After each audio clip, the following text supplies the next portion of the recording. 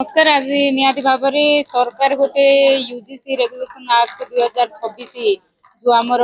ST SC OBC and minority student मान specially आमर educational institution गुड़ाक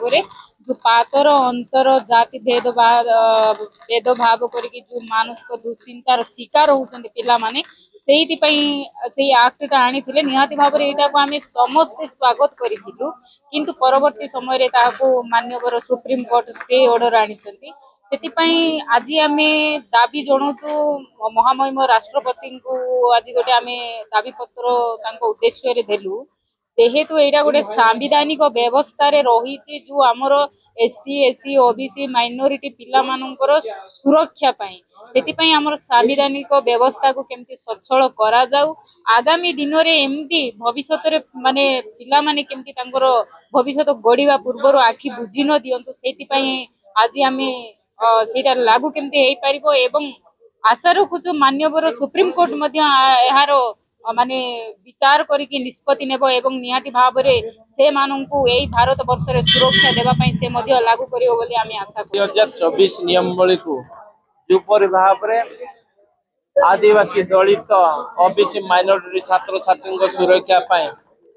सरकार उपलब्धि कला आनी सुरक्षा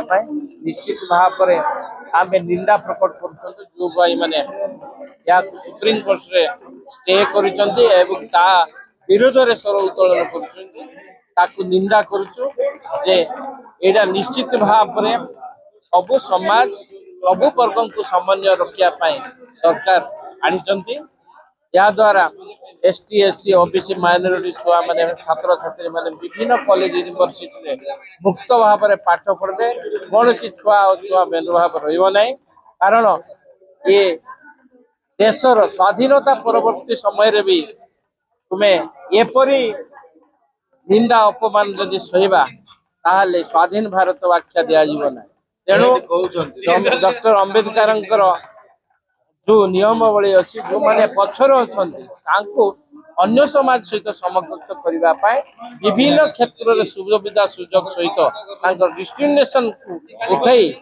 समस्त को गोटे स्वर में बांधि रखा आम समस्त मत अच्छे तेणु कौन प्रकार जो भाई मैंने या निंदा कर आम कहूँ कौन प्रकार समाज में भेदभाव न था आम समस्ते भाई भाई भारतीय आम देशर सुशासन में निजक सामिल कर।